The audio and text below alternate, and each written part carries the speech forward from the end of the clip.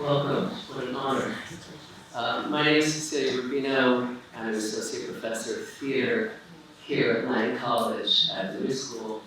And with my colleagues that are here, Zishan Urgulu and Marco Skernagel, and with the Dean of the Performing Arts Division, Steve Brown-Freed, it is my privilege to welcome all of you and our honored guests who are here, along with our partners, Elysium, Between Borders, am I saying that right? Between Continents. Between Two Continents, and the organization 1014, which again helped organize this evening's event. The title, Theater and Politics in a Time of Multiple Crises, can feel a little redundant at this point. The title came up with it a few months ago. Anyway, I don't need to tell all of you that today is the 60th anniversary of Erwin Piscator's passing. Piscator fled Nazi Germany in 1939 and was welcomed by the New School in 1940 and created the astonishing dramatic workshop, which had, among the luminaries that were teaching there, Gassner, Maria Piscator, folks from the group theater that everyone here knows, Harold Klarman, Lee Strasberg, and the incidentally wonderful Stella Adler, who actually taught in the studio that many of us teach in the basement of this building. But I would like to frame today's discussion and then pass it over to Michael with just a few words from my colleague, Drew Lichtenberg, who wrote a marvelous book about Piscator, in which he wrote, Piscator insisted that theater be vital,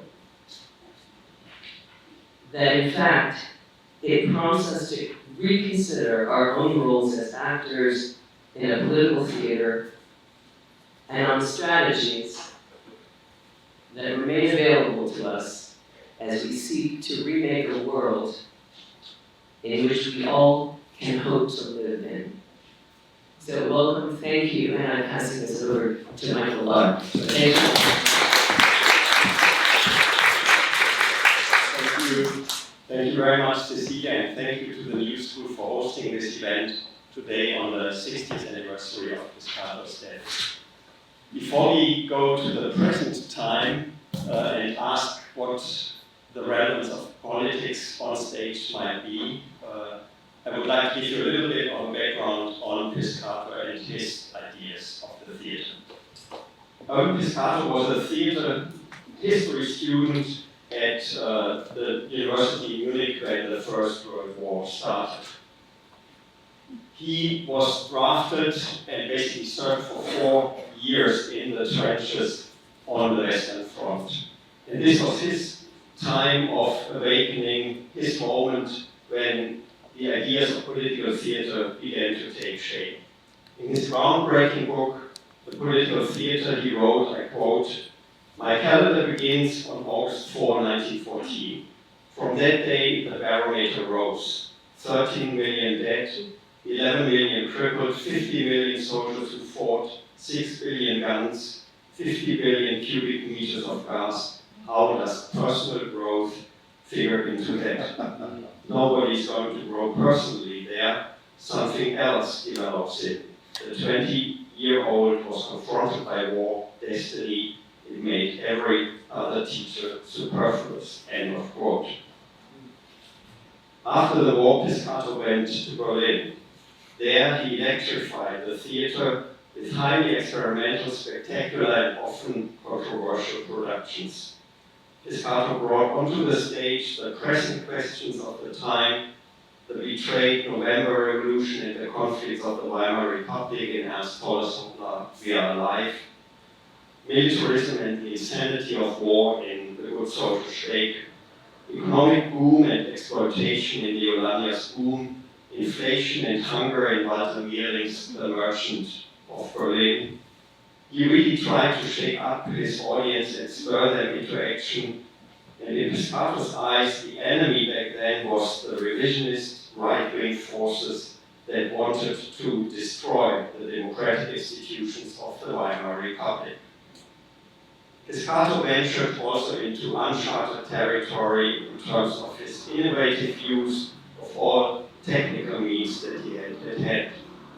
Sound, trick film, documentary footage, complicated stage constructions, and I just show you a few of those. This is Hoppla We Are Live with this scaffolding platform, and here in action.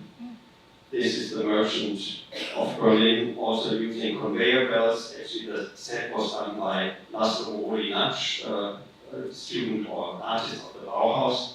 And here we have another example of this segment globe stage construction. This one for the revolt of the officers, but he also used that in Rasputin. He also was very innovative in his use of lighting. And today, all of these technological innovations that Piscator basically experimented with are being used all around the world. But the technology was not an end in itself. It served Piscator as a means of expressing his message on stage and making it tangible. In 1927, Piscator wrote about World War I, I quote, "In those years, the poor, exploited masses of the earth were sent to their death with a rallying cry that concealed the real interests of corporations and syndicates. In those years, we realized that the forces of our fate are politics and economics. We have to grapple with them by showing their significance, by analyzing their power. We are contributing to the task that our generation is confronted with, overcoming this world of hate, hunger, and destruction, and building a new world of community and meaningful order. The stage is our means in this struggle." And this sounds amazingly topical today. And another quote from another essay: "In fact, today, there is no sphere of human activity that has been left untouched by politics. Sports, science, technology, the arts, not to mention religion, have become political factors. No, neither the theater as an intellectual institution nor the arts in general could withdraw from politics. The theater has become a political institution." End of quote. While in the Soviet Union, where he directed a film, The Revolt of the Fishermen by Anna Seekers, the Nazis came to power and immediately stripped him of his German citizenship. Via Austria and France, he and his second wife, Maria Ley, came to the US and found refuge in New York. At the New School for Social Research, Piscator founded the Dramatic Workshop and taught an entire generation of actors, directors, and playwrights who later would become quite famous. There's actually a photo I found of Elaine Stritch and Marlon Brando. And here, Piscator teaching, Brando again in the center, with Arthur Miller, Teresa Holborn teaching the class, and you see Tennessee Williams on the right.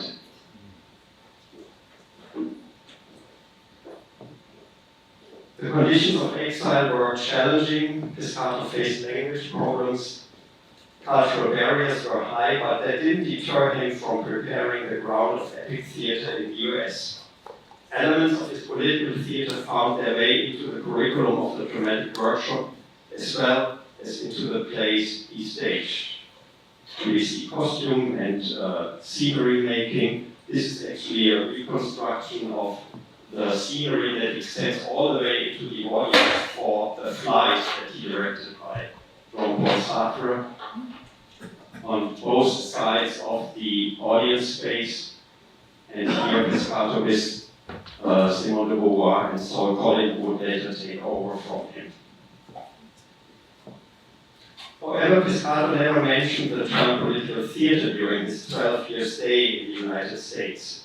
After the breakup of the group theater and the end of the Federal Theater Project, where there was no noteworthy independent theater scene beside Broadway, Piscator filled this gap with his productions. When the anti-communist smear campaign of Joseph McCarthy targeted Piscator. He left the US and returned in 1951 to West Germany. For 12 years he had to earn his living by guest directing until he was appointed the artistic director of the Freie Volksbühne in West Berlin in 1962. And there he had a chance to create a repertoire reflecting his own programmatic interests. Until the end, Piscator remained true to his idea of political theater. The issues concerning the young German Federal Republic were different from the ones of the Weimar Republic. The question of rearmament of the West Germany, the danger of the atomic bomb, the Cold War, and above all, the silence and the coming to terms with the guilt of the ordinary Germans vis-à-vis the Holocaust. In authors, here's another image of a production he did in 1947 here. And this is actually the deputy, this scenery for the deputy that he directed in Germany in 1962 by Rolf Hochhuth. This, and then Peter Weiss, this is another scenery, and that's Peter Weiss, the investigation, and then Heiner Kippert's, in the case of J. Robert Oppenheimer, were kindred spirits who provided the material for his documentary theater. Summarizing the ideological trajectory of Piscator, the son of a Protestant merchant, grew up in a middle-class family, I would say, from communist to socialist to center-left social democrat. But at heart, always a humanist who championed the respect of each of us for all fellow human beings. And with that last quote, I want to end. Let us exalt humanity, let us instill in it the holiest of all feelings, the reverence of one human being for another. That is the purpose of our striving, let that be our goal.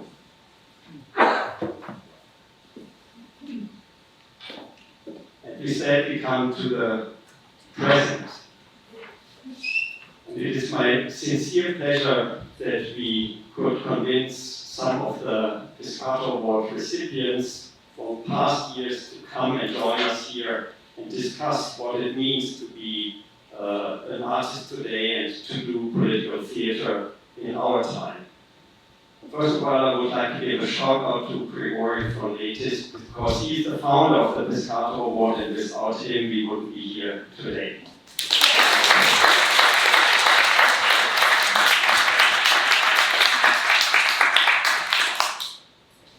And then let me quickly introduce our panelists. First of all, and I do this in alphabetical order, Ellen Burstyn.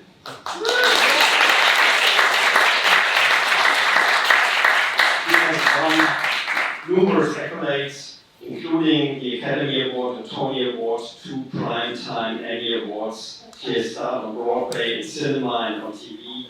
The most memorable film roles include Alice Doesn't Live Here Anymore, The Exorcist, and Requiem for a Dream. And since 2000, she has been the co-president of the Actors Studio. Welcome.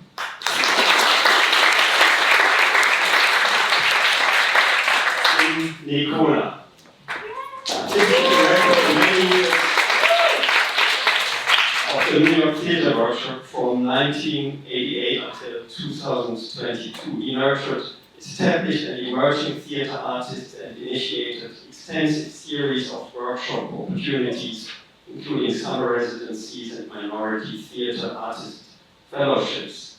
And under his guidance, a number of world premieres were done, including Ivo von Host, productions of The Little Foxes, Hedda Gabler, A Streetcar Named Desire, Jonathan Larson's Rent, and many more. J.T. Rogers. Showrunner, he serves as the creator, author, and showrunner of the HBO Max series Tokyo Vice. His latest play, Corruption, debuted at Lincoln Center Theatre in 2024. His play, Oslo, garnered international acclaim on both Broadway and the West End, earning him numerous awards. He has done many other plays, including Blood and Gifts, The Overwhelming, White People, and Madagascar. Welcome, David. Bartlett Sher.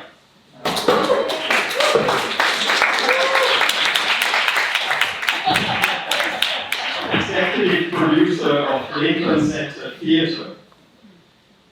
The New York Times described him as one of the most original and exciting directors, not only in the American theater, but also in the international world of opera. He was resident director at Lincoln Center Theater for many years, directed Golden Boy by Clifford Odets, Women on the Verge of a Nervous Breakdown by Jeffrey Lane and David Yashbeck, August Wilson's Joe Turner's Come and Gun, and many other musicals and plays. He directed numerous operas at the Met, in Salzburg, in Baden-Baden, and Berlin. I'm very happy you are here, Bart.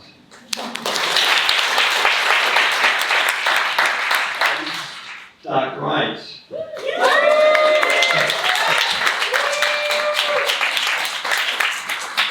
Playwright, screenwriter who has written numerous plays, including Good Night, Oscar, I Am My Own Wife, for which he won a Tony, a Pulitzer, Drama Desk, Outer Critics Circle Awards, and many others. War Paint, Hands on a Hard Body, The Little Mermaid, and Grey Gardens.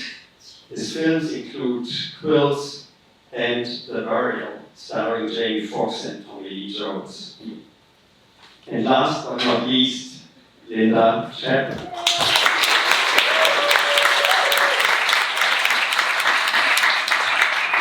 Linda is going to moderate, but let me introduce her first. She's the co-director of the LGBTQ+ Artists Archive project and the founding president of Youth Arts New York. A current member of the board of the Pickup Performance Company, she retired after 26 years in 2020 as the associate artistic director of the New York Theatre Workshop. She was before managing director of the Booster Group and a co-producer of Dyke TV, a grassroots public access program made by and for the lesbian community. And with that, I give the floor over to you. Thank you. Thank you. Thank you, Michael. Well, what a wonderful group of people. I'm so pleased to be here with you, each and every one of you. Now, I think we have been asked each to give a brief statement of meaning, a statement of meaning, as we say in the critical response process. So should we start with you, Doug? You mind? Oh, that's a bit daunting. But I was thinking about it, and I guess I was asking myself when have I felt like well, I guess when I'm working on a new play, and I feel like I am tapping into something that is A, deeply personal, and B, in some way formally inventive or challenging, and C, political in some way, then it might merit the term art by maybe the fourth or fifth draft. So those are the three things that I look for, and when I was asking myself that question, I was a little startled to see that politics was a prerequisite, but I feel like it is in a way. Are we supposed to Go be for brief it. like that? You can. you may speak at length if you like. It's okay. I mean, I'm not going to stop you. Okay. I have a confession to make, which is even though I am a past winner of the award named for this wonderful director we just heard about, I have not really done a deep dive into who he is, what he accomplished.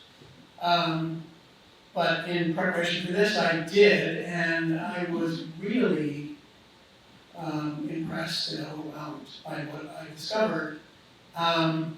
And I think what I took away, I don't know that he would have ever articulated this, but as what I saw in the life story of this man, is that what we would call political theater or political art is never going to have a final, ultimate definition. It is reinvented from generation to circumstance. And it has to be responsive to the complex moment that we're living through. And he kept finding that. He kept shifting. As Michael alluded to, his political label shifted over time. And I think that was in an attempt to fight the battle. And it was different tactics were required and strategies at different times with different enemies and different conflicts. And I'm really connected to that. I really feel that's the truth. That the most important thing about political theater, in my opinion now at 75 years old, which is not what it was probably 10 years ago, in fact, is the ritual gathering. It is that we cannot receive the story, the narrative, the information, the ideas without sitting in a room together. It's not the same thing to sit in your underwear on your sofa and hear it by yourself in social media. It is not. It is something about being in a gathering that is important.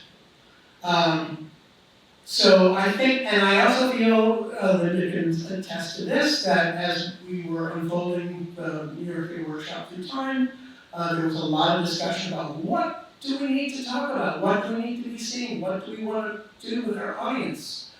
What do we feel they need? And I was always of the opinion, often unpopularly with staff and artists, that it was not a theater institution or building that changed the world or changed the course of politics. It was the people who sat in the audience, who were moved or provoked by what happened on the stage, that went out and did it. That didn't exclude artists and individual humans who were participating from doing so. But it was not the building that changed the things. So I always felt that the most important thing to do was to activate the audience, to not let them leave feeling like, oh, let's go have a drink.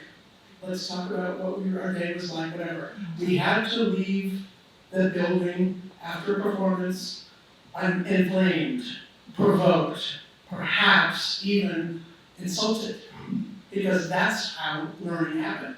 So I'm going to just read you this quote that is my favorite example of all of this.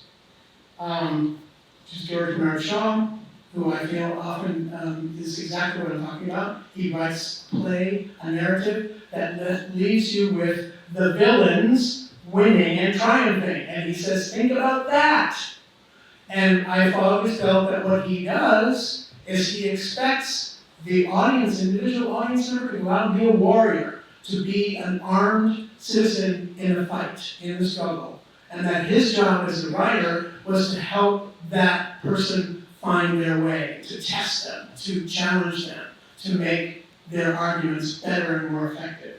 So this is Undershaft, who's the uber capitalist.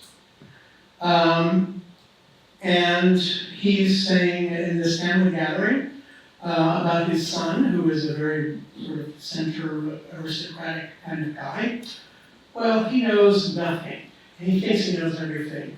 That points clearly to a political career. Get him a private secretaryship to someone who can get him an undersecretaryship, and then leave him alone. He will find his natural proper place in the end on the Treasury bench. And then Stephen, the son, says, "Sir, I'm sorry that you forced me to forget the respect due to you as my father. I am an Englishman, and I will not hear the government of my country insulted." Undershaft replies, "The government of your country? I am the government of your country. I and Lazarus, his business partner.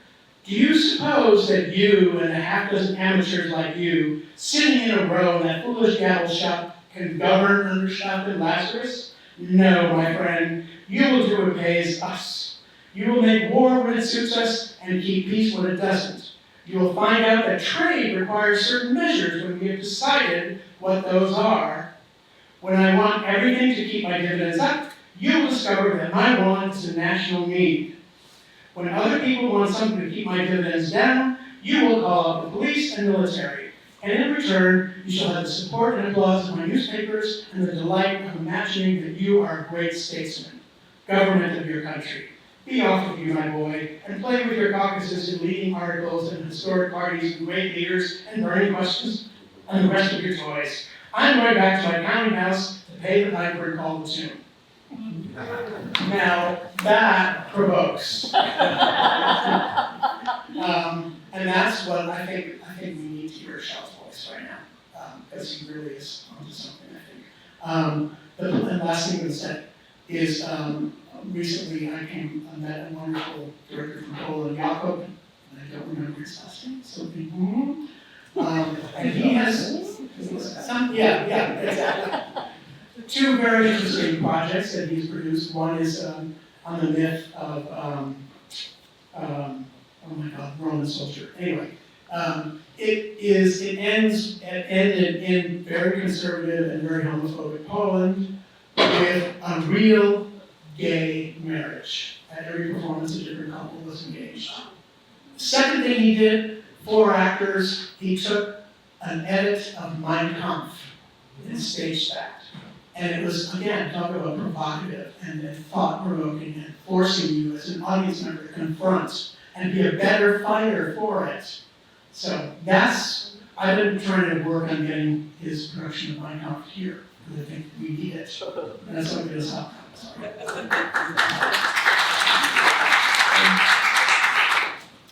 Well, in the good spirit of theater and being flexible, I had some remarks, but hearing that, I'm going to throw it all out and step off the diving board and just say some things that I've been wrestling with. One of this may be apocryphal, but you'll people may be able to tell me if it's not. It should be. But an exchange has haunted me for the last 5 or 10 years, where Shaw and at the time his best friend, great playwright and director Barker, were talking, and Shaw said, "Aren't I clever the way I get the audience to laugh?" And then I put my medicine pill down their throats. And Barker said, "Yes. And aren't they clever how they lick the sugar off and spit your pill back?" So this is the conundrum of, quote, political theater. It was interesting watching this video, and I too, for my sins, knew nothing about the great man before he was so kind to give me the award a number of years ago.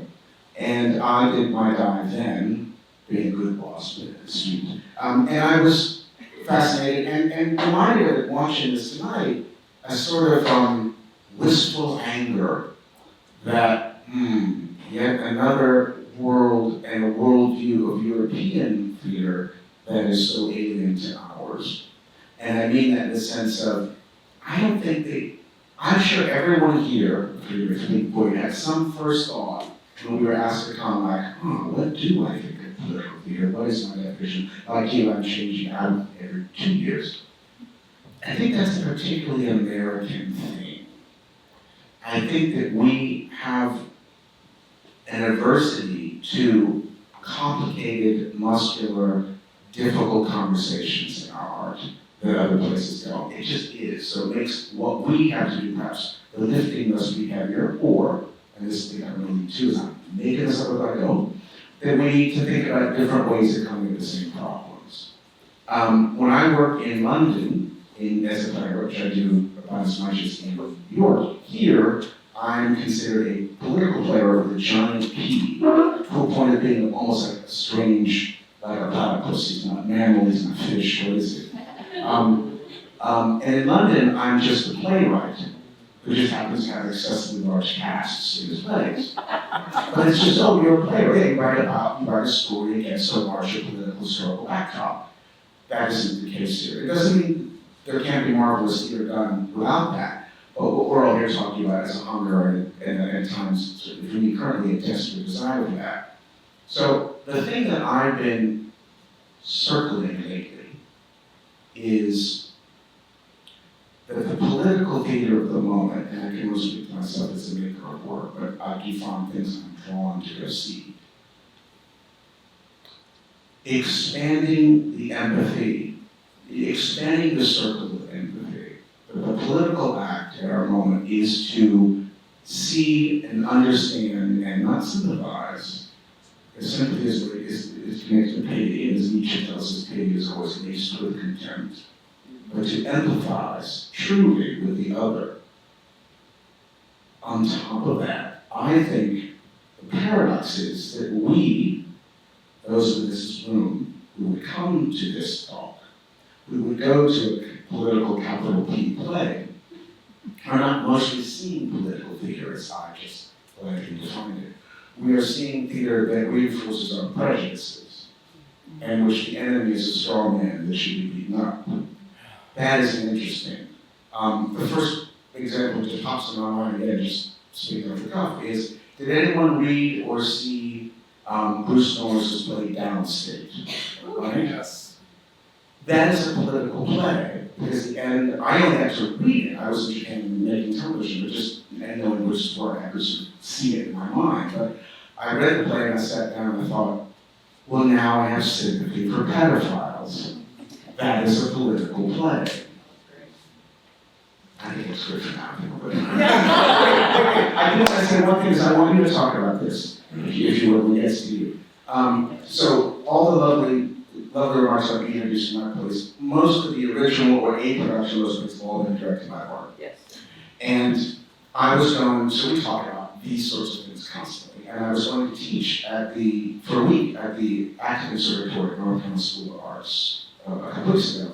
He said, what are you doing? You want to have dinner tomorrow? I said, I can't, I'm flying to North Carolina to do blah, blah, blah. He said, make sure you tell the students that theater doesn't change things. Theater asks questions that then they have to think about, and then maybe that will create change. So I'd love you to speak a bit more about that. Thank you. They're going to skip me? No, I'm just I have to warn him, you see, what it is about that.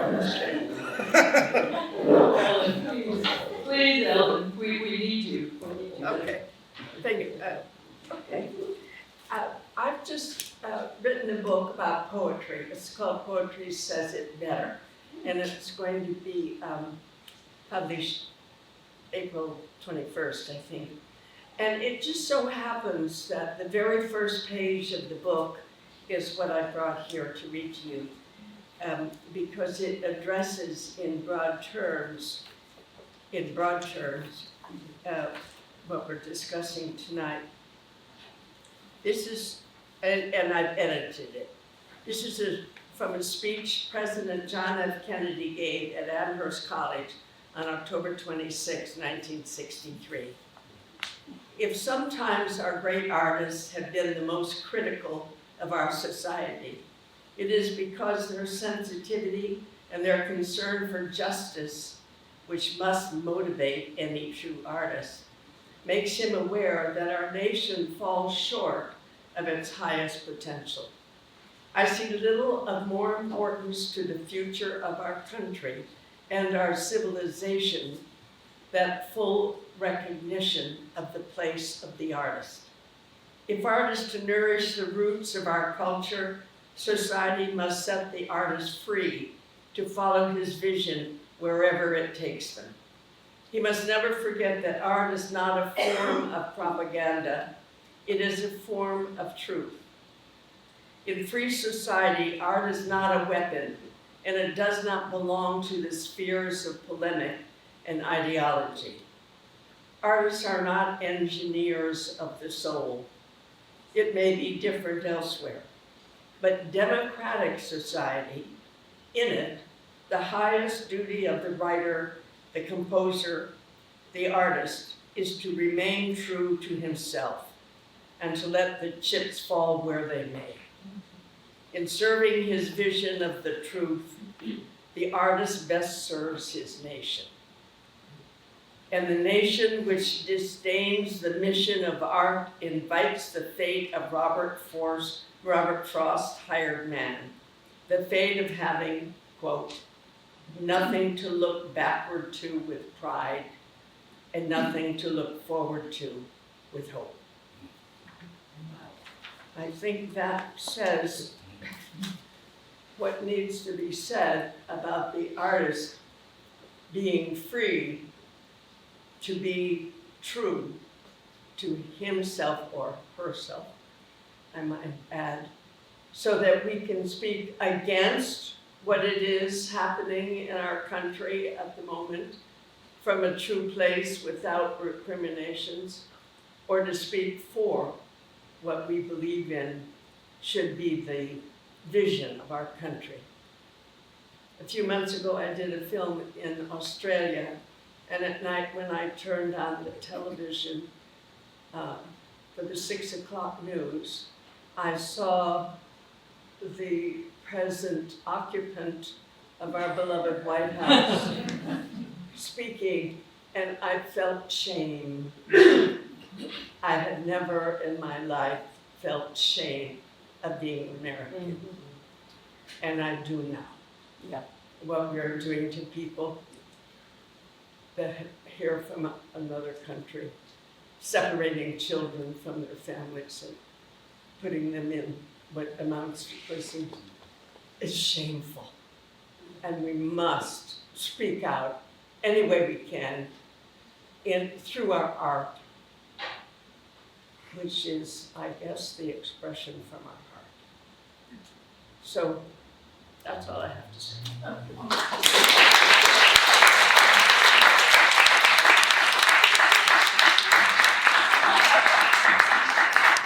So I'm not really happy about going last. I think what I would want to say is that as a person, I'm a director here in this group, so I end up having to interpret all the works that I'm lucky enough to be a part of. We have to be honest with ourselves. It's never been worse to be working and living in this country than it is now.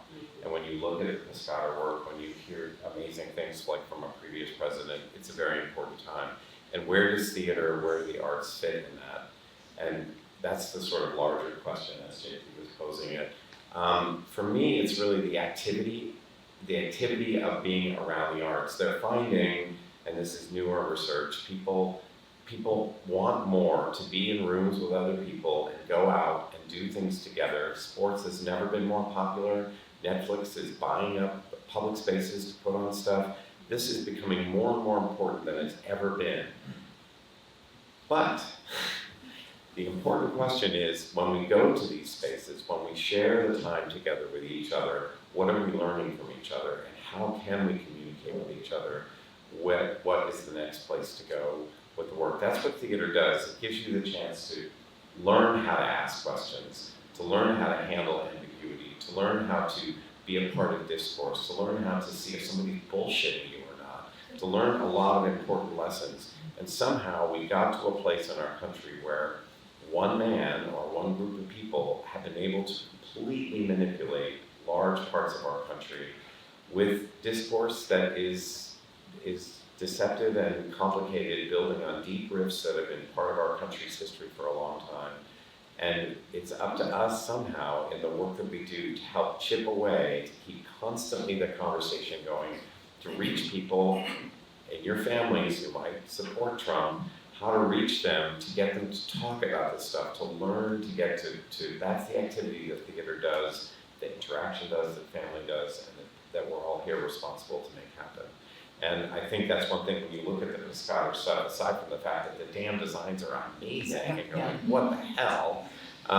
You see somebody whose efforts were to try to crack through that places where cultures can get, like they did in the 30s in Germany, like they did in other places where you can be manipulated on a large scale, and how can we make sure that doesn't happen here? That's the important part of our work in theater, and that's why we're asking these hard questions. Thank you so much.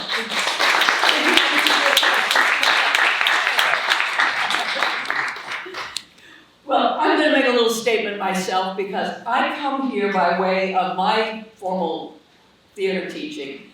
Robert and Joan Welch were students of Erwin Piscator's dramatic workshop in the late 40s. They were contemporary with Judith Molina. And so I was basically, I got a good portion of the Piscator curriculum and was brought up to learn how to do all the different tasks in the theater. And my friends can attest to the fact that I been all over the place, writer, director, trained as an actor for many years. But I wanted to shout out to Bob and Joan Welch. When they were at the new school, they were known as Bob and Joan Andrews.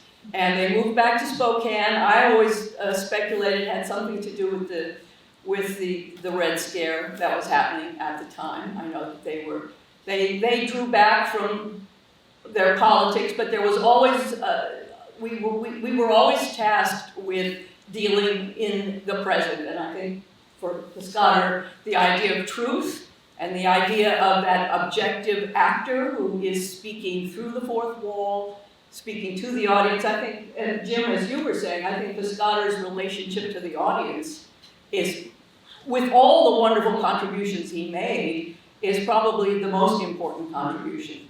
And I like to think that the work that Judith Molina took from Piscator, every work, if you look at her notebooks, which are fantastic, of her first year working with Piscator, Judith leads you, every production that The Living did has a relationship to what she learned with and from Piscator.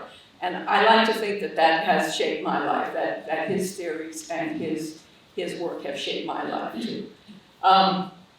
Let's speak a little more specifically about individual projects. And then what's our time now, Michael? Or where are we time-wise? I didn't think to bring a timer.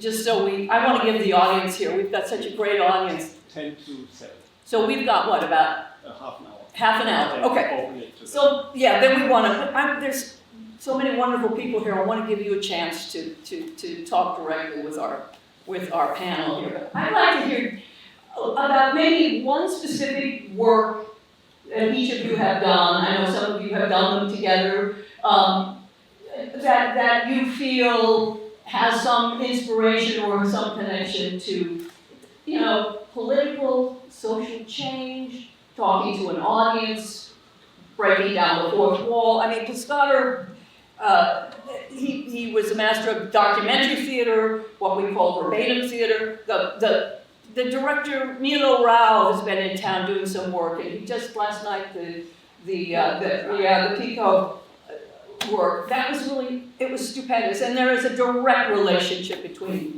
his work and what Piscator was doing. So, Doug, you can take a little more time. Oh, sure. A couple of quick thoughts, I guess. I was recently asked to write a play about a subject I found so oppressively boring, I instantly said no.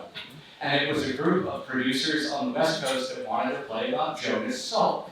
Now, there's a worthy man and a worthy subject, but I was loath to write a play where someone in a white lab coat runs on at the end of Act 1, hoisting a beaker and going, "Eureka, I've got it!" Because nobody needs to see that play. And so I said no.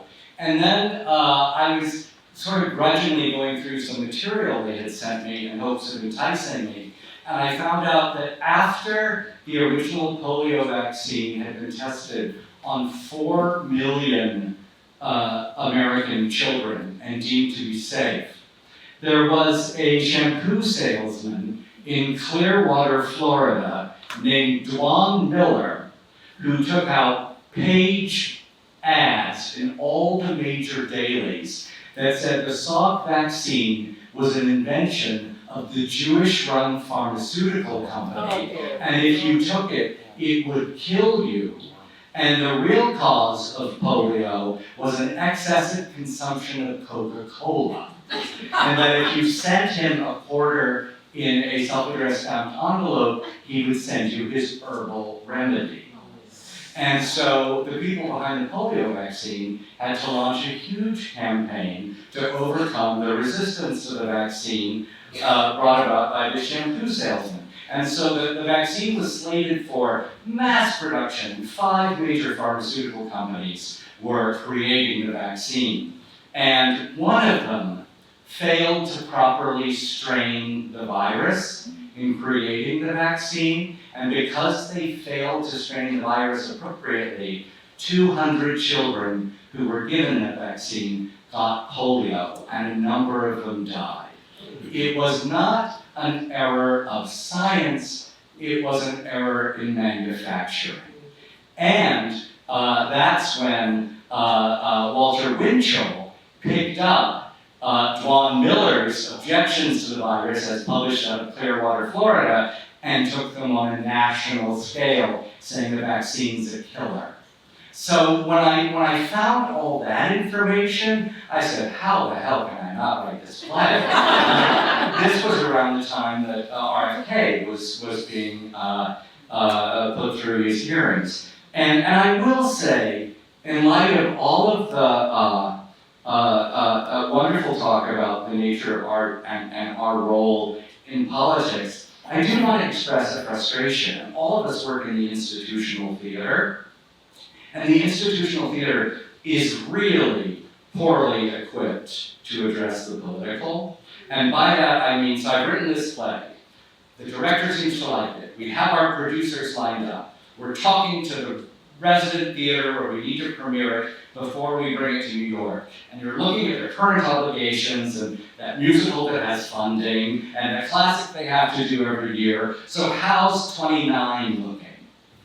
And you're going, well, isn't this sort of going to be yesterday's news? So I get enormously frustrated by that model and would love to see the return of some more anarchic sort of street theater and putting theater to a more populist use. Because if it's going to be political, the mechanism we have for delivering it is not like it was in Piscator's day. And not to be ridiculous, but I think the quickest and most striking and most thrilling bit of political theater I might be engaged in the near future is a new tour of Disney's The Little Mermaid.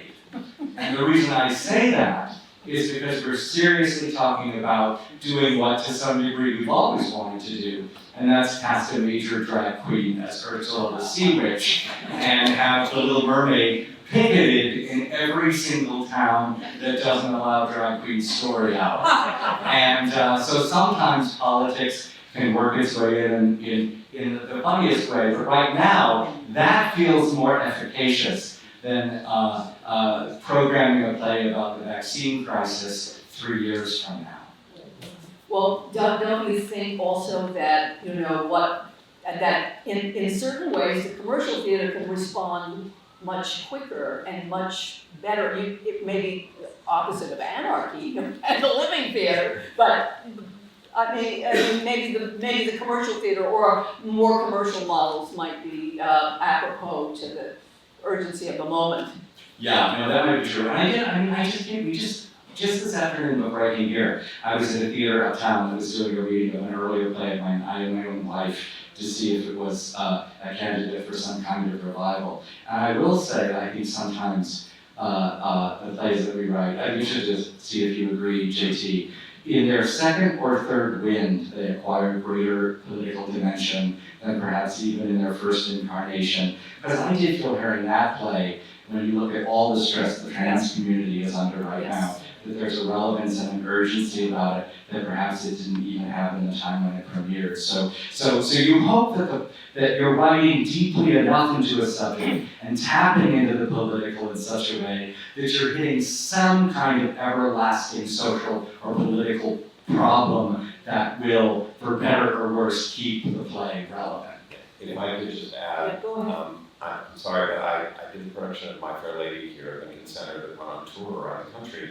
And one place that it played was Chattanooga, Tennessee, and it had in it Doolittle in a drag number, which I was doing based on 19th century, whatever it was. It so upset people in that community that it became a drag ban in Tennessee. And a law was passed that drag was not allowed in theaters, which has since been, taken back.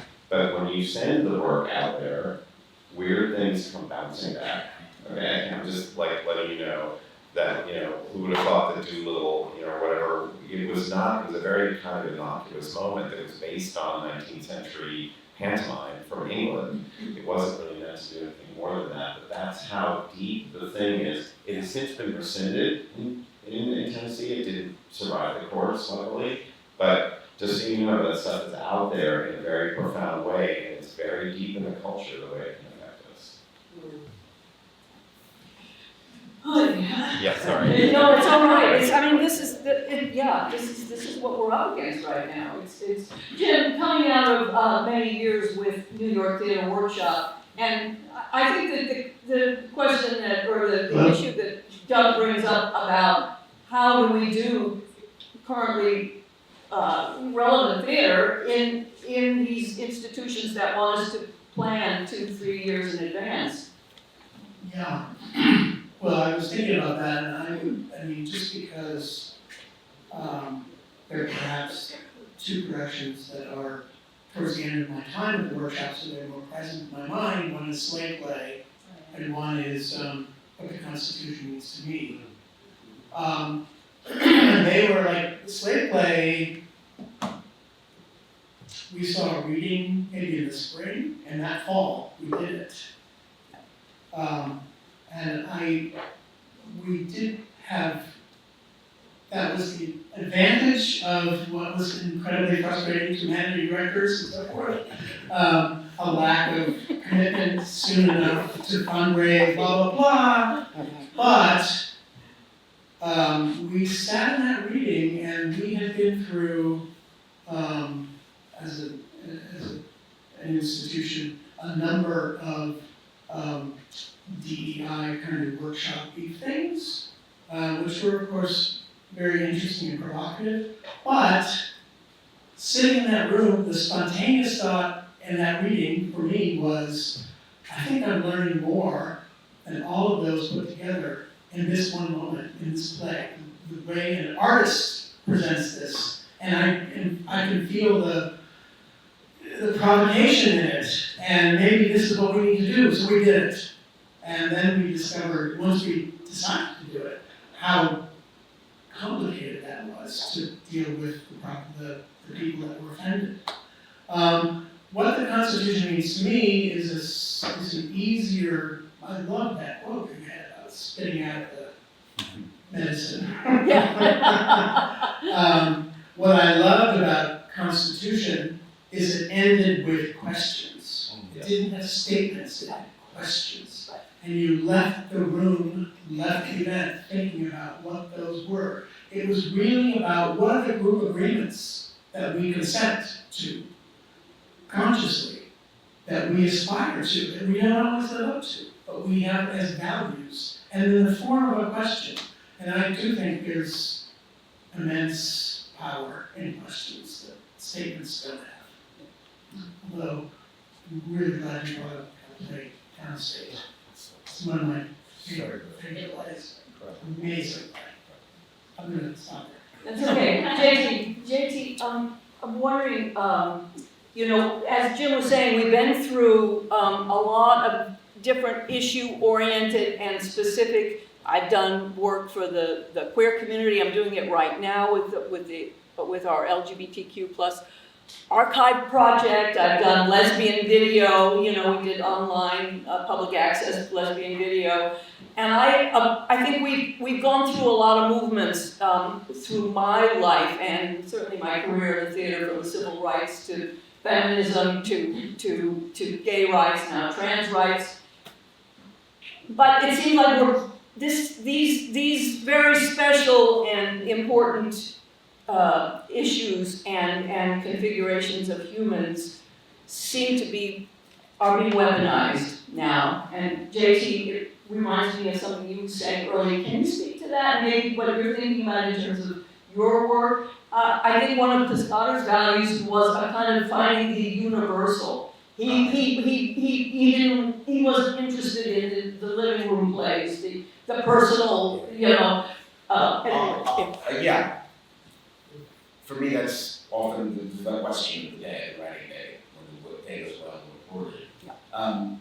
And so I'll tack it to your first question was a piece that you've done, and this one's in my head today because I think you were reaching out to me about it. Yeah. Won't amount to anything, which is part of the second half of my answer. So, Bart and I did a play together called Oslo, the Good Center, started a lot of places, and that was generated from someone Bart had met, and I interviewed, and the reason I'll use that as a template, I guess, is for me,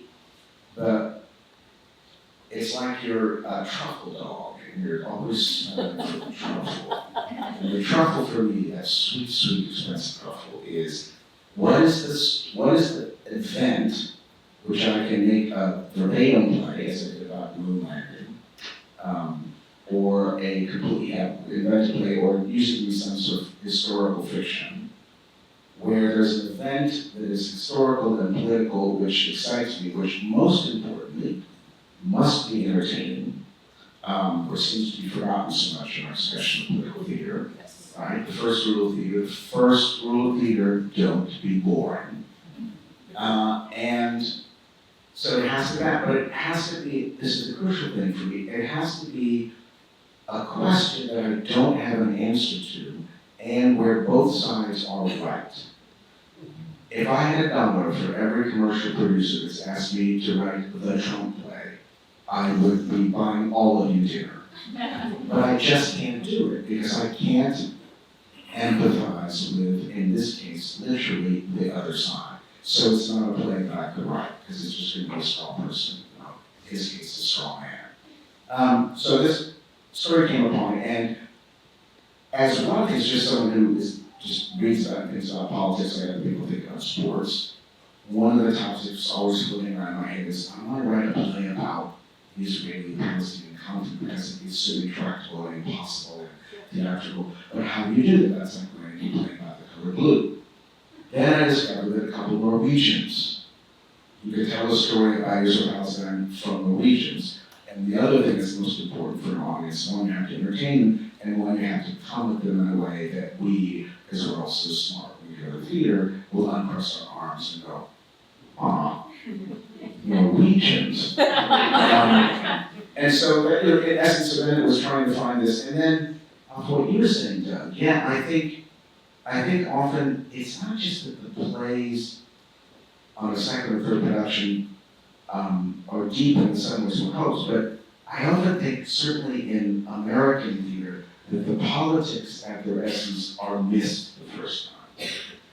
That they're not even, like I remember like some writers don't read my reviews, so I summarized them to me, and they were lovely for us, which is fantastic. But I thought then, nobody mentioned the politics. It was all about hope and hope and hope and hope, and that's good for the bank account, but it wasn't really the ultimate point of the play. So all to say, we did the play in New York, and the response was verbatim by many, many audience members and some people in the media. I can't believe you made me feel and think good things about the PLO. And you did the play in London a year later, and people said, basically verbatim, I can't believe you made me have empathy for Israelis. Not a word was changed. But now, I'm going to say the same thing. Now, one big production of art I'm going to do got canceled at a basic national theater outside the US because, and another thing is not going to happen, because now the politics have become so fraught that the art can't be seen. Yeah. That to say these words literally on stage, which is in one, well, I said, no, I don't have empathy for that. But it shows the shallowness of our political engagement when there's an actual engagement required, then we don't engage. So, I'm not sure.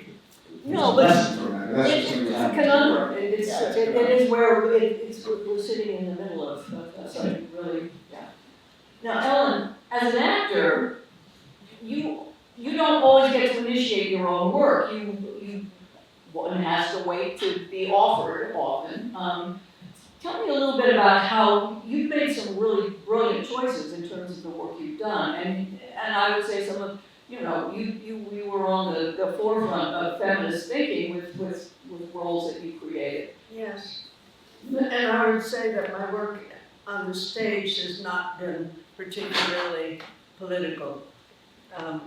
But with Alice, the way that came about was I was making The Exorcist, and the dailies were being sent back to Warner Brothers, and the head of Warner Brothers was very pleased with them. And he said, we want to do another movie with this actress. And so my agent said, fine, and they started sending me all the scripts that they had with a leading role for a woman. And they were all exactly the same. They were either the loyal wife who stayed home while the husband went out and saved the world and made him a nice cup of tea when they got home.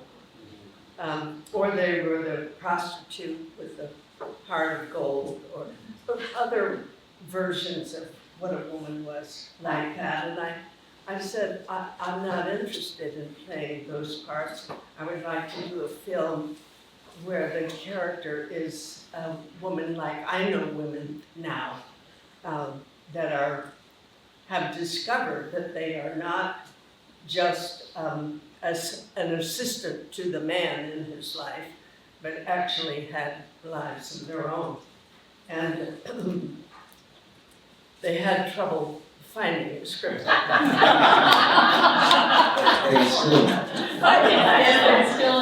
Yeah, and so then I found a script where I felt it was a beginning point and changes could be made, so, and the woman was more like the women that I knew at the time,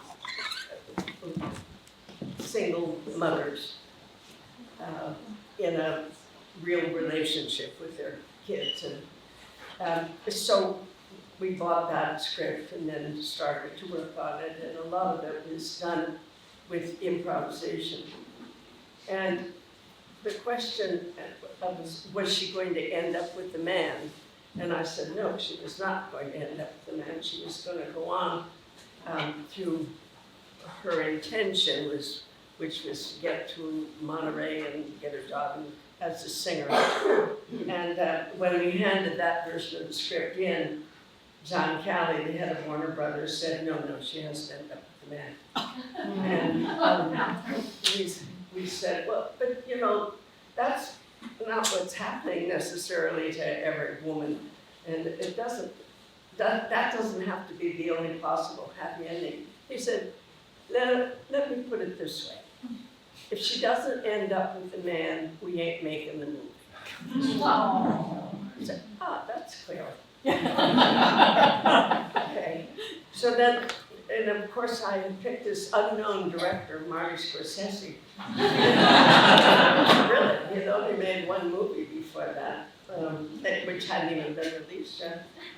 And he was very creative, and at the end of every day, shooting, we would rehearse the scene for the next day.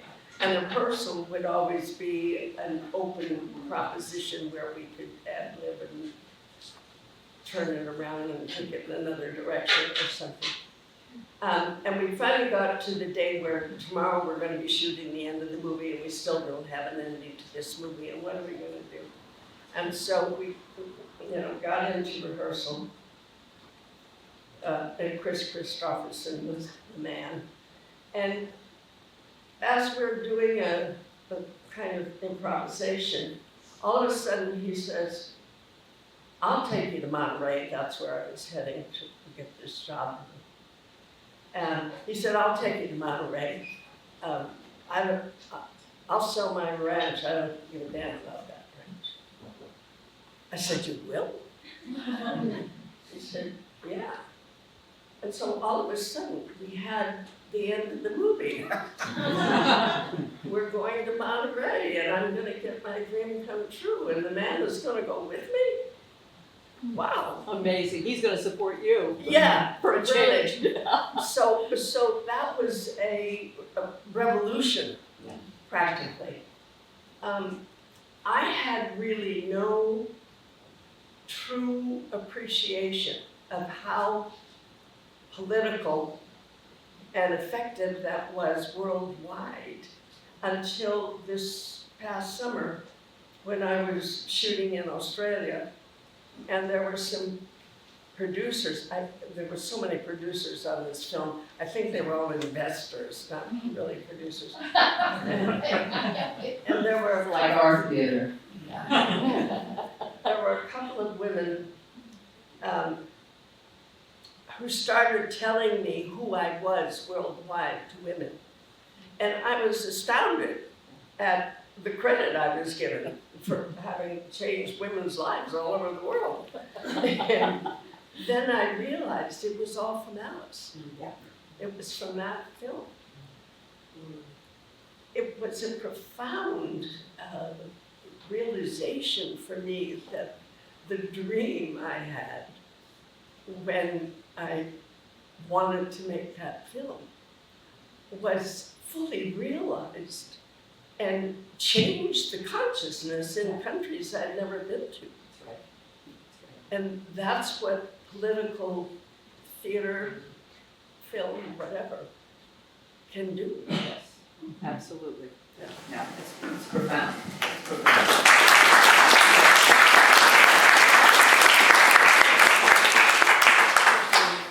Yeah, here we are. Here we are.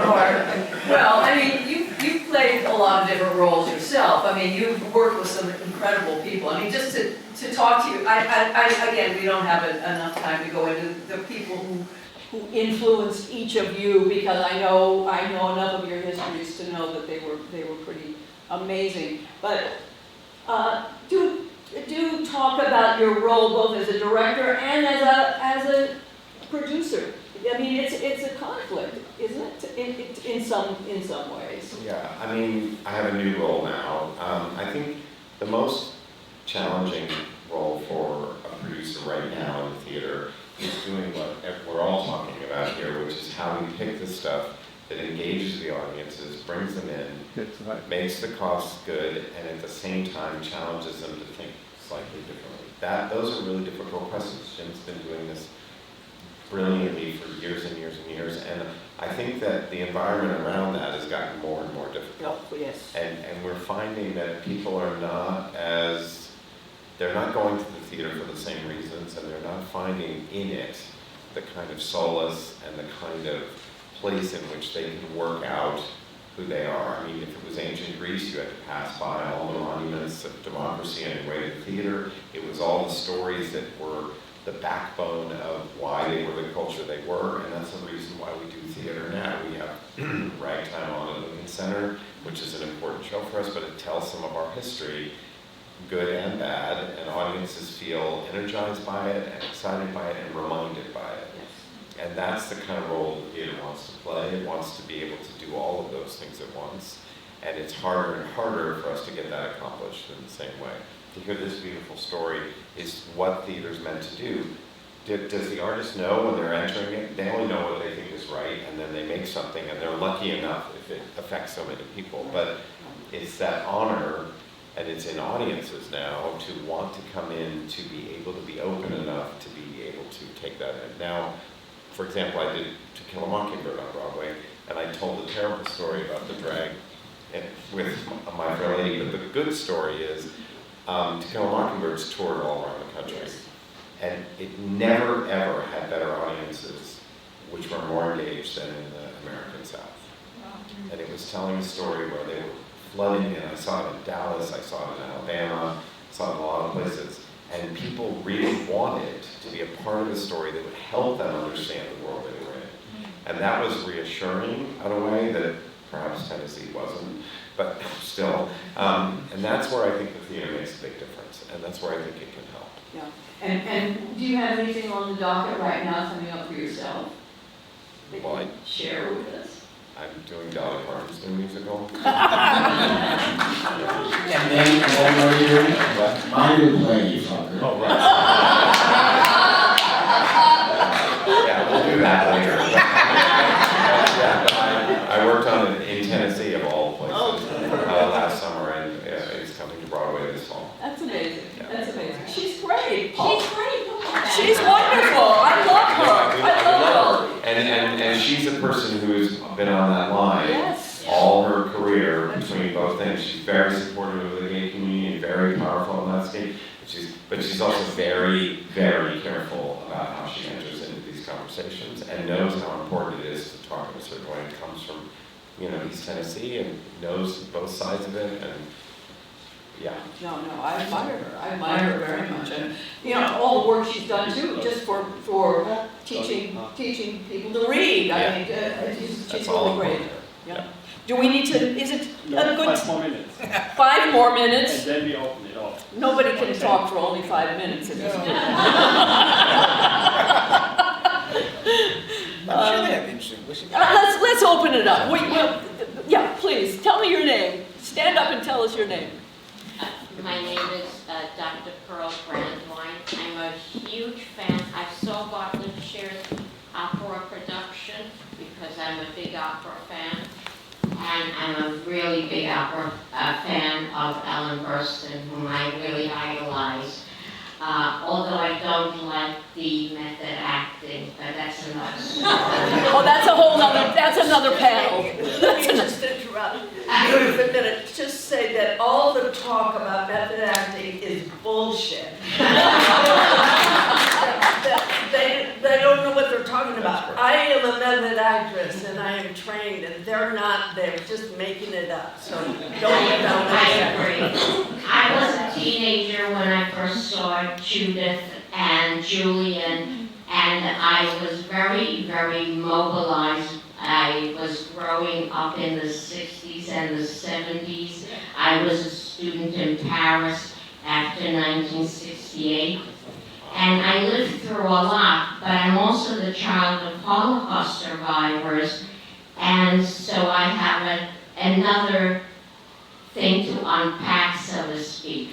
But my sister is a playwright who's been produced as well. My question is, wouldn't it be time to develop the Federal Theater Project on the same level, or perhaps for this era, the 21st century, the way it was in the 1930s, and bringing back every 15, 20 years the Cradle Will Rock, and some of the others. When I was looking through the plays that were done under various rubrics of nationalities, there was a Yiddish play among others which actually surprised me because it's not a Yiddish play, it's a German play by, if you know who Friedrich Wolf was, he was a German doctor and playwright who was an ardent communist with his wife and his 2 sons. They left for the Soviet Union, and the son, Conrad, became a very famous East German director, was drafted in the East German Army and came. But having said that, the play was done here in New York, the father's play, Professor Mamluk, in Yiddish. The Yiddish theater was a living, breathing body. What is some of your thoughts about bringing back a national theater, which is something Tony Randall was hoping for? Absolutely. Well, I mean, Lincoln Center had that kind of. We would like to be a national theater. I think it's a question of money. It's a question of we don't have a culture like England where you have one central city around which everyone revolves. It's a very big country, so it's very hard to get a place, even though New York becomes a center for that, to build that sort of thing. We like to believe that at Lincoln Center that we're very important and we're very central. New York is a capital of theater where we together as a community are the national theater. I don't think there's a building that houses all of it. Together we're a national theater which spreads across the country and hopefully people are going. I will tell you it's not a good time in the regional theater in America right now. They're falling apart, they're not producing as much, they don't have the same place in communities, and they don't have the same resources. And that becomes its own question for I also have to recommend for all of you this incredible book about the Federal Theater Project that Jim Shapiro, a marvelous Shakespeare scholar, was put out during COVID called The Playbook. And one is this unbelievable history of the Federal Theater Project, things I learned a lot about, didn't know. But also, it's called The Playbook because he now forgotten that Republican congressman destroyed the Federal Theater by basically using Donald Trump's tactics. Exactly. And it's literally, he created a playbook that the GOP has used for 75 25 years, and you read the documents where they're just making up the rules of how to stop the arts in America. So it's called The Playbook by James Shapiro. It's enraging and riveting. Fantastic, yeah. Question? Yes. I'm a civilian. I'm not an affiliate with the theater at all. Joyce, you're Joyce? Yes. But I'm an audience member. The scary part to me, among a thousand scary things, the topic tonight is politics in the theater. But politics is theater. The bad guys' theater is all over the place. When I saw the sets on the screen, I thought, destroy the East Wing, retile the portico, put up gaudy green, gold stuff. The enemy is the mirror image of what you want to do. What's the answer to that? Anybody want to take that on? Do you mean just because it's so well put, just so we understand, sort of, are you saying how do we create theater that can combat that very effective kind of theater? That your competition is equally theatrical. More theatrical. More theatrical. More theater, yeah. You know, melodrama and so forth, but it's theater that sucks attention. Well, the No Kings movement, to me, is very theatrical in many ways, and I think that is a, Saturday was pretty moving, I don't know. Saturday was great. And I think maybe that would be a one direction to go in. I think this, an idea of a real populist movement, not the phony Trump populist movement, but the real populist movement of people saying, you know, yeah, this is my country. This is not how things are supposed to be, and no politics. I'm not happy with either political party myself right now. I don't know. Others, Jim, did you want to respond to that? What I would say personally, as someone who has spent a lifetime dwelling on this very kind of issue, that there is no answer. There's no one answer. I have understood that one can only do what one feels they're destined to do, they're constructed to do, in the fight against it.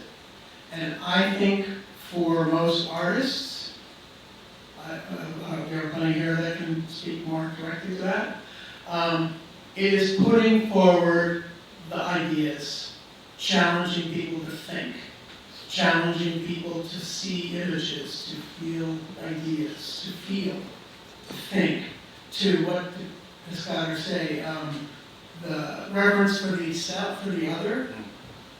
To really, ultimately, that's what it gets down to, is how do we live together respectfully and lovingly and with empathy, I think he said. Yeah, I think empathy is the word right now, because we have none in the highest office. There is no empathy. And, so the only answer, I think, to gaudy goals, trim and East Wing ballroom bullshit is to keep persisting, to keep putting forward ideas and thoughts and images that are counter to that hoping, because if we stop, there's no argument with it. There's no force against it. But anyway, Doug Wright.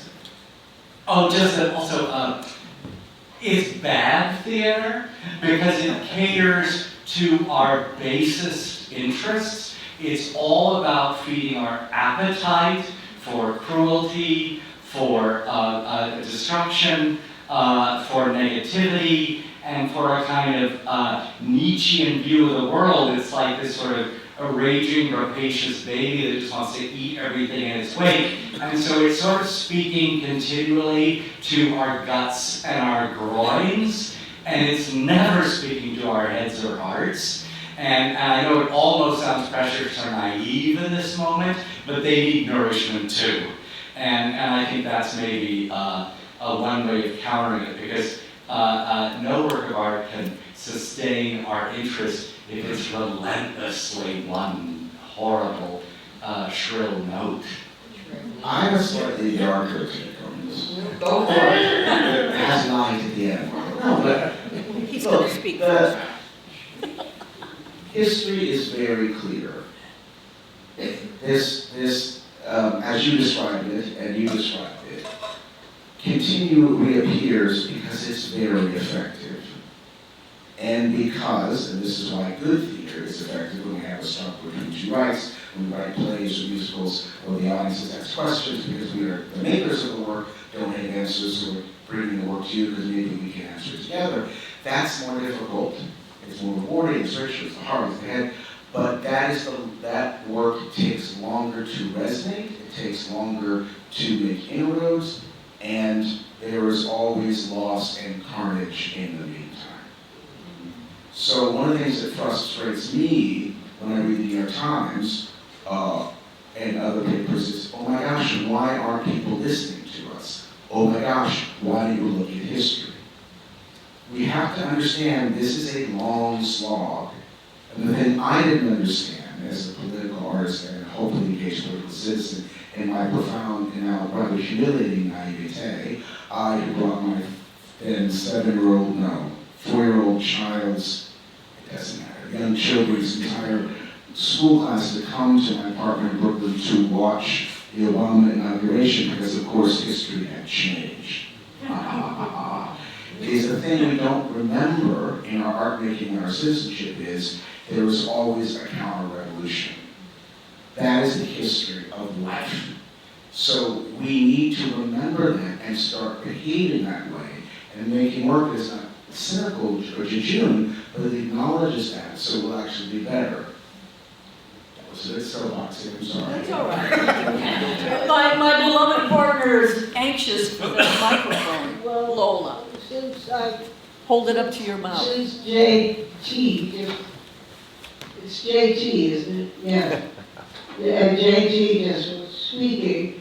I was very anxious to remind the audience and Mr. Rogers of his play Oswald. Linda and I saw it when I was playing, and one of the lines that stuck with me for no reason whatsoever, it was a great line. The play was about the Titanic and a conference about what to do about the sinking of the Titanic. It was about Palestine. Palestine and Israel. Palestine and Israel. It's on Titanic. And there was this character who had this one line to say. He said, Goldberg, iceberg, what's the difference? And I my day, so. I laughed heartily, and certainly the other people in the audience were just full to the passage. And one of our dearest friends and greatest actors, Jeffrey Mays, was in the cast and was one. Anyway, that's all I had to say. Thank you, Mr. Rogers, for your wonderful epigram. I think we haven't talked enough about politics and comedy in the theater. But wait, in the very back row, Oh, you, okay, yes, please. First of all, I don't think I need a mic. Is that Lola Pachulinski? Yes. Well, Lola, I was your viola a million years ago in Goodman. So it's really great to see you. That's the gift of the from the night. Goodman. Yes. Yes, I'll come hug you later. Oh, my wonderful. Yes, I'll come hug you later. I'm so grateful for this conversation. Jim and I have had a lot of these conversations together. Tell us your name, Oh, darling. I'm sorry. I'm Dr. Damone Seraphin, actor, director, and theologian. What strikes me in these conversations, and I honor all of you on the platform, the very act of politics to me, and certainly as the theater is concerned, is its galvanizing effect. And I get concerned, and again, I love you, and I can't do that to keep qualifying this by saying, there are all white people in this conversation. And in the moment that we're in, Bartlett, part of the reason why Ragtime is so successful at Lincoln Center, and I spent 4 years of my life on that show, is that people are clamoring to have these conversations. And the institutions can trust that people will show up and spend dollars to liberate their minds and their hearts and to engage the difficult conversations. Harry Belafonte, Sidney Poitier, and Vanette Carroll were students of Erwin Piscator. Yet we don't have that balance in the conversation. And so for me,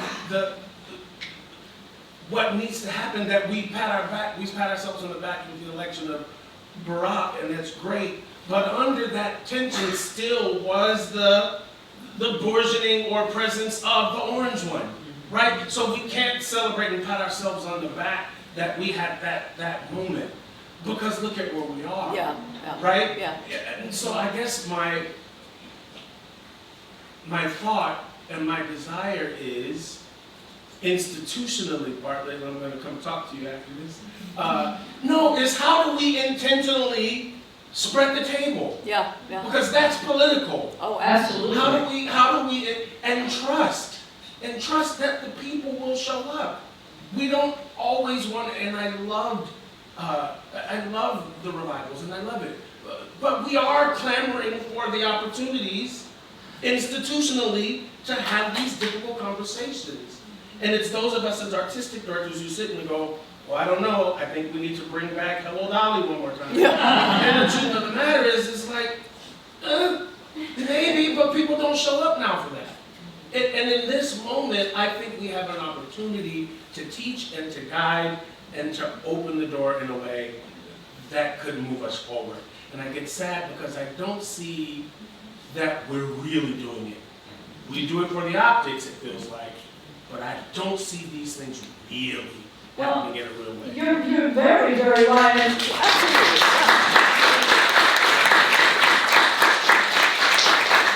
I think Jim and I made every effort. Yes. We worked, all from the very beginning, our fellowships and everything that we've done. And I have to say, I'm really very proud of the legacy and of our current New York Theater Workshop company, because I think Patricia and company are doing exactly what you're talking about, and it is happening. And I think Ragtime for me was really great, and it was because of being in that audience. Oh man! That audience. The show was beautifully done, and all to the good. But what I was feeling, for us all to be in the audience, feeling the empathy for all those immigrant stories, all of us together, was the antidote. People were talking in the middle of the show. Absolutely, talking back. I poured it out. And so I wonder, and I crave more of those moments. And I think we are, as a culture and as a country,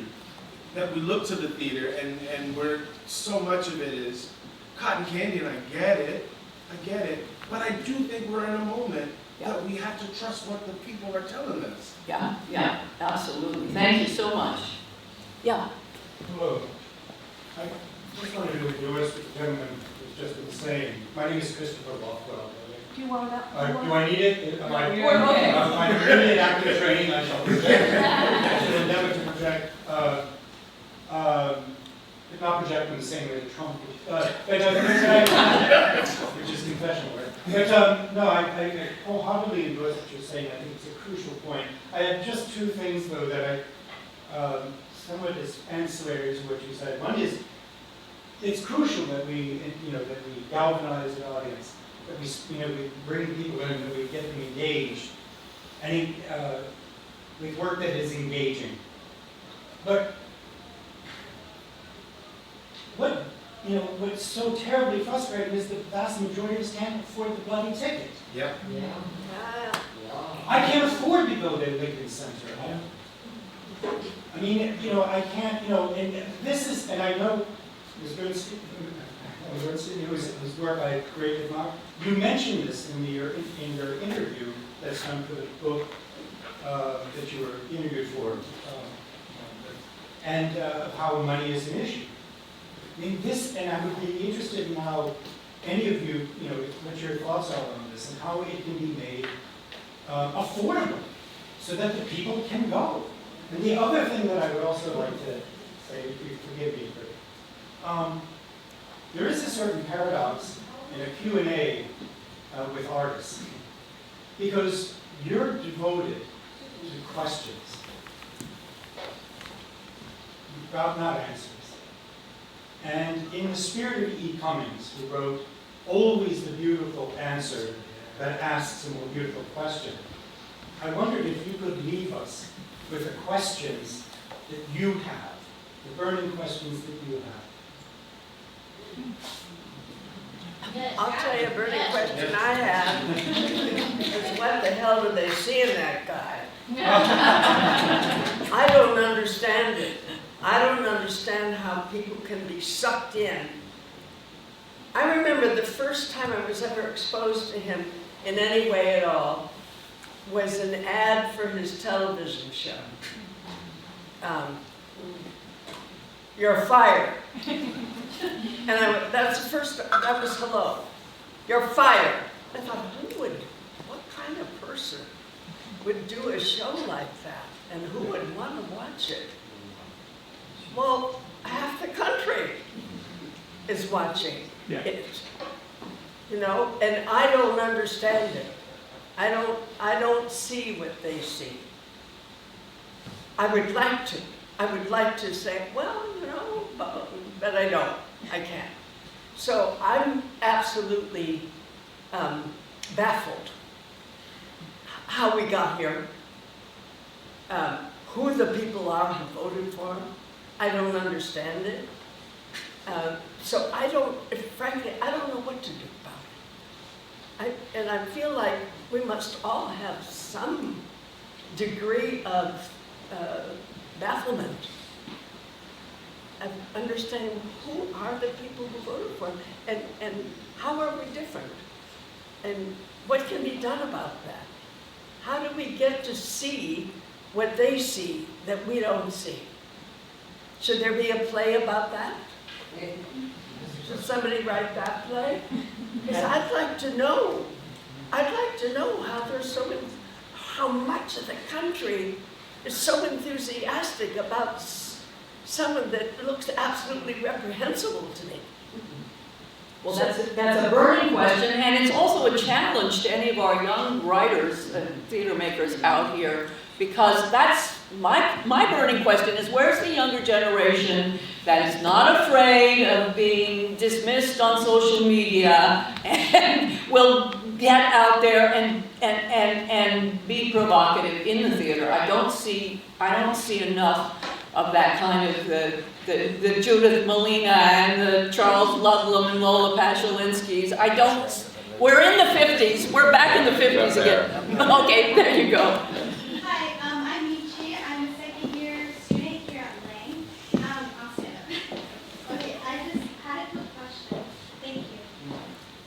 Speaking of the younger generation, first of all, I want to say thank you all so much for coming and speaking. Your work is brilliant and inspirational. I wrote it down so I wouldn't forget. I just wanted to ask if you guys had any advice for the younger generations of artists, theater makers, performers, especially in such a time of hopelessness. Because obviously the hopelessness is generational in the state that we are now. What advice would you give? Can I just start talking to my son about this today, just like 2 hours ago? I think some of this hopeless generation is marketing bullshit. Correct. It's always sucks to be young. It always sucks not to have money. It always sucks not to have power. When you're trying to make work, it's scary. It's terrifying. And when you're trying to ask questions in a culture that says questions are dangerous, don't ask them. You're going to feel like an outsider. That's right. So I say that in the sense of you are not alone generationally, is what I'm saying. It might be worse in certain ways, the way Barbara's saying, but it's the same, it's always been this way and always be this way. That's not to create a mood of cynicism, but you say, oh, okay, other people, Judith Malina went through this, Charles Ludlam went through this, Arthur Miller went through this, and on and on and on. I mean, sorry, you go ahead and read the essays of Arthur Miller and Terry Williams, we talk about, oh, there's that golden age. All the rest is like, God, all these plays suck. I'm an alien. I hate the American theater. Right? It's always that way. So my only piece of advice to you would be, the making of work is the only thing that works out fear, depression, and hopelessness. And I would second that. I have a 17-year-old daughter as well, who I think that the dilemma you face is not new.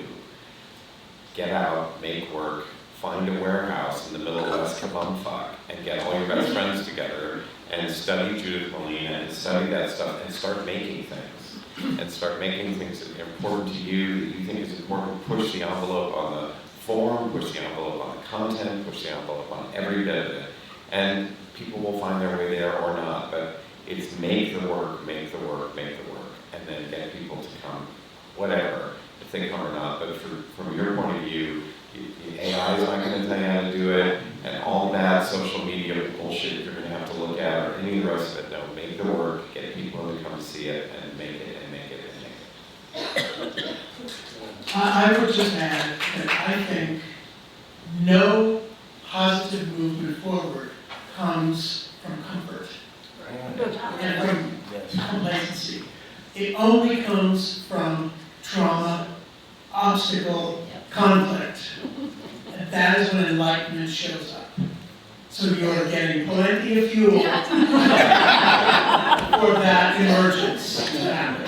Really, and you don't even need a warehouse, you can do it in your living room, you can do it in your classroom, the living and, they didn't have any resource, they had no money, they just had friends who believed like they did. So find a couple of people who you get along with and who agree with you, and even if it's an old play, make it new again. Piscator taught us how to do that as well. He took Schiller and The Robbers and turned it into a contemporary play. So, you don't even have to have a writer. The material's out there. I just say, in general, I don't have a child to counsel, but when my cat is having rewrite issues, I always say just, write with all the passion of a love letter and all the urgency of a suicide note, and you'll get to something really interesting. I want to say something to you. Years ago, I was on Broadway at the same time next year, and in the middle of the show, all of a sudden I went, what are we doing? I'm pretending I'm somebody named Doris, and he's pretending he's someone named George. And we say these words that we've been saying every night, and at certain points you laugh, and other points you cry. What is it? What is it? And it's going on all over in the other theaters in the city too. So the next day, I went to the drama bookshop and I bought A History of Theater. And on the first page, it said, the first time someone stood up around the campfire and told the story of the tribe to the tribe, theater was born. And so now, it's up to us to, one way or another, be telling the story of the tribe as it is now to the tribe, and holding a mirror up wherein they can see the reflection of what we're taking part in, and decide to accept it and live with it, or for God's sake, change it. That's all.